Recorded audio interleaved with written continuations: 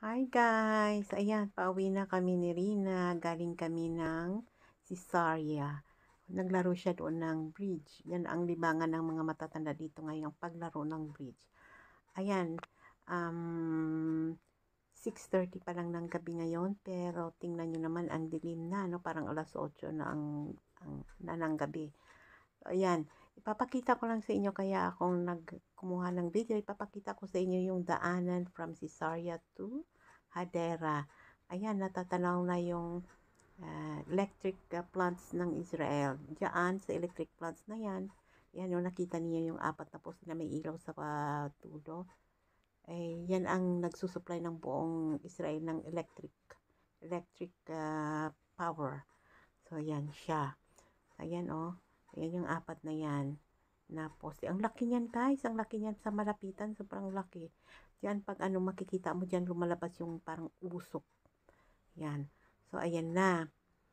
Papunta na kami ng Hadera. Papunta na. Itong electric plants pala ng Israel. Kasako pa yan ng Cesaria. So ito, papunta na kami ng Hadera.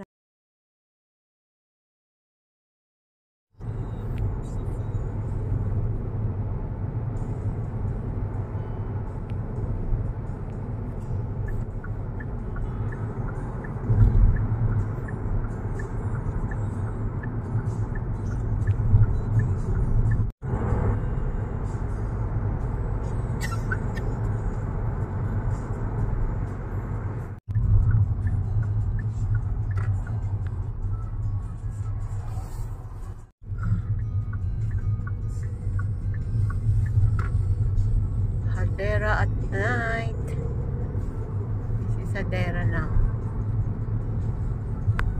Galing kami ng Cesaria. Naglaro si Rina doon ng bridge.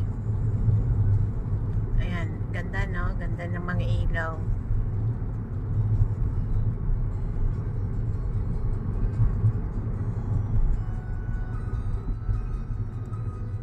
Nakakaaliw panoorin yung ilaw sa gabi. Lalo sa may bandang bundok. Ayan, namito na yung aking alaga. Ayan. Ito ang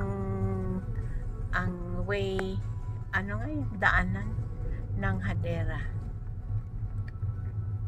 Dito hindi na ito main streets, kaya hindi na masyadong maganda ang mga ilaw. Kaya hanggang dito na lang.